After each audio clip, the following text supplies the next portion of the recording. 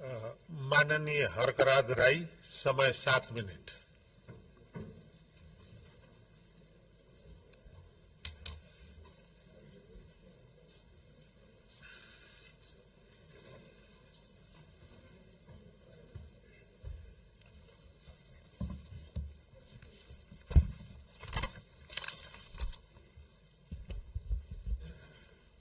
सम्माननीय सभामुख महोदय,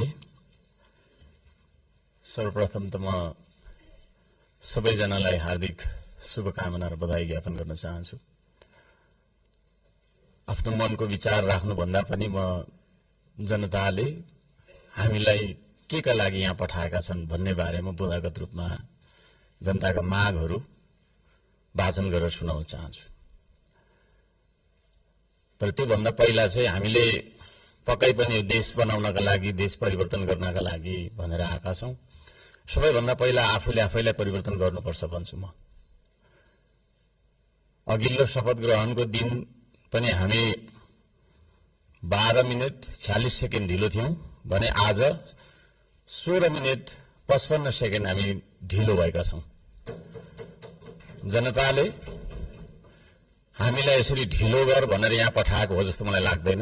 त्यसो भएको कारणले प्रत्येक मिनेटको महत्व यो सदनले बुझोस्, सरकारले बुझोस्, हामी सबैले बुझौं। नेपाली हो, नेपाली समय हो, 2 बजेको बैठक 3 बजे जाँदा पनि हुन्छ, 4 बजे जाँदा पनि हुन्छ, जे गर्दा पनि नेपाल हो, नेपाली हो भन्ने खालको जुन भाष्य हामीले मनमा लिएर बसेका छौं, यही सबैभन्दा मुख्य कारण हो हामीले उन्नति गर्न नसक्नुको। त्यसो भएको कारणले गर्दाखेरि सभामुख महोदय मार्फत म सम्पूर्ण सदन, सरकार सबैलाई ध्यान आकर्षण गराउन चाहन्छु। आउँदा दिनमा हामी बैठक सुरु हुनुभन्दा थोरैमा पनि 5 मिनेट अगाडि उपस्थित हुनुपर्छ, म यो माग राख्न चाहन्छु। हामी विभेदको अन्त्य गर्छौं भनेर यहाँ भनिरहेका छौं। भर्खरै पनि पूर्ववक्ता माननीयज्यूहरूले थुप्रै कुराहरू राख्नुभयो, आफ्नो मनको कुराहरू। तर यहाँ यही सदनभित्र पनि विभेद भइरहेको छ। सत्ता पक्षले 30 मिनेट बोल्दा पनि हुने, 40 मिनेट बोल्दा पनि हुने, प्रतिपक्षले अलि सानोले हैन 3 मिनेटमा सकिहाल्नु पर्ने, 2 मिनेटमा सक्नुपर्ने। हामी पनि जनताले चुनेर पठाएका जनमत प्राप्त जनप्रतिनिधि हौं। त्यसो भएको कारणले गर्दाखेरि हामीले आफ्ना क्षेत्रका आवश्यकताहरू, आफ्ना तपाईका चाहिँ के रे मागहरू राख्नका लागि प्रशस्त समय दिनुपर्दछ। त्यो खालको सदन हामीले बनाएर हामीले त्यो खालको सदन अभ्यास गर्नुपर्दछ भन्ने माग राख्न चाहन्छु। म आफ्नो मनको कथा म यहाँ गाउन चाहन्न। अब मेरो आफ्नो मन्तव्य राख्नुभन्दा पनि सरकारले कसो गर्नुपर्ने हो त? हिजो इतिहासमा हामीले के गर्यौं, कसले के गर्यो, कुन नेताले के गर्यो, कतिको तपाईको हामीले संघर्ष गर्यौं, के गर्यौं भनेर भनिरहन आवश्यक छ जस्तो मलाई लाग्दैन। हामी के गरिरहेका छौं आज र भोलि के गर्ने हो भन्ने तर्फ सरकारले आफ्नो नीति तथा कार्यक्रम बनाउँदाखेरि यस्ता कुराहरूलाई पनि समावेश गरोस् भनेर चाहिँ म यहाँ जनताको मागहरू, राष्ट्रिय स्वाधीनताको, हाम्रो सम्प्रभुताको, जनताले चाहेका कुराहरू के कस्ता छन् त भन्ने कुरा म बुदागत रूपमा वाचन गर्न चाहन्छु। पृथ्वी रहुन्जेलसम्म यो देश रहिरहनुपर्छ, हाम्रो देशको चन्द्र सूर्य अंकित झण्डा रहिरहनुपर्छ। त्यो मान्यता हामी राख्दछौं। श्रम संस्कृति पार्टीले त्यो मान्यता राख्दछ।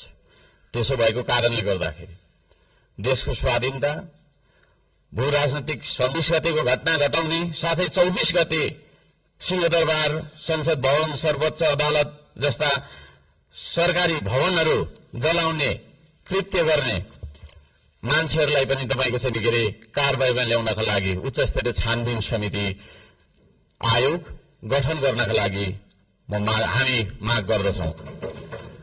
5 नम्बर, सम्पत्ति छानबिन तथा शुद्धिकरण अभियान सुरु गर्नुपर्दछ।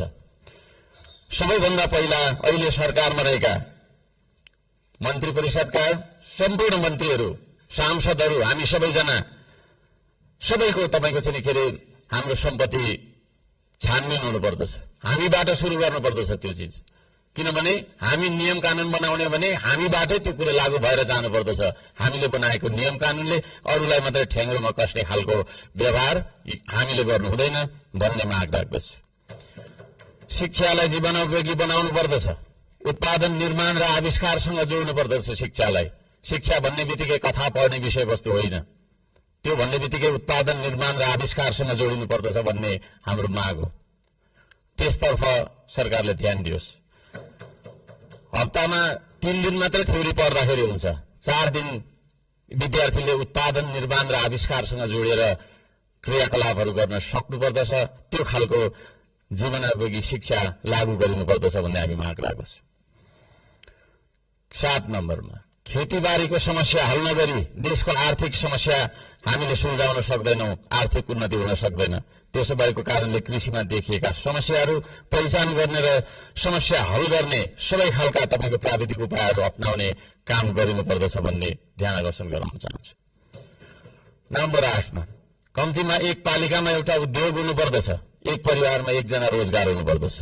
त्यो खालको नीति हामीले अपनाउनु पर्दछ। बन्द गरिएका उद्योगहरूलाई पुनः सञ्चालन गर्ने साथै नयाँ उद्योगहरूको स्थापना गर्ने नीति तथा कार्यक्रम सरकारले ल्याउनु पर्दछ भन्ने ध्यान आकर्षण गर्न चाहन्छु। 9 नम्बरमा जनताको सेवा सुविधा विकास र समृद्धिमा सार्वजनिक हितका लागि प्राकृतिक स्रोत साधन ढुङ्गा गिटी माटो खोला नाला खानी खनिज वन जंगल जस्ता स्रोत साधनका सदुपयोग गर्न पाउने गरी सहज किसिमको चाहिँ नियम कानून बनाउनु पर्दछ। कहीँ कतै हामी हुन्छ म सक्छु अब र यी सम्पूर्ण स्रोत साधनलाई परिचालन गरेर चाहिँ हाम्रो देशलाई समृद्ध बनाउनतर्फ हामीले ध्यान दिनुपर्दछ भनेर भन्न चाहन्छु। म यहाँ शुभकामना मात्रै दिनुभन्दा सरकारको नीति तथा कार्यक्रमको कुन दिशामा जानुपर्दछ भन्ने एउटा सल्लाह सुझाव र प्रस्ताव प्रस्तुत गर्न चाहन्छु। प्राकृतिक संरक्षण गर्नुपर्दछ, संस्कृतिको प्रवर्धन गर्ने र प्रवृत्तिको विकास गर्ने नीति सरकारले लियोस्। सुशासनका निम्ति भ्रष्टाचार तपाईको चाहिँ अन्त्य गर्ने, निष्पक्ष मितव्ययी पारदर्शी जवाफदेही दूरदर्शी परिपक्व र दीर्घकालीन कामहरू गर्नेतर्फ सरकार अगाडि बढ्नुपर्दछ। देशभरि शान्ति सुव्यवस्था कायम गर्नका लागि आवश्यक उपायहरू अपनाउन जरुरी छ। खाने पानी स्वास्थ्य शिक्षा सडक बिजुली बत्ती जस्ता आधारभूत आवश्यकताहरू परिपूर्ति गर्नतर्फ हाम्रो ध्यान जानुपर्दछ।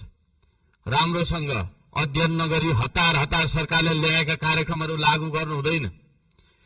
कुनै निर्णय गर्नु अघि तपाईको प्रतिपक्षी दलहरूसँग सल्लाह गरेर सबै पक्षको उचित सल्लाह लिएर चाहिँ सरकार अघि बढे। निर्णय गर्दै पछि हट्नुपर्ने नियतिबाट होइन सरकार बच्न सक्दछ।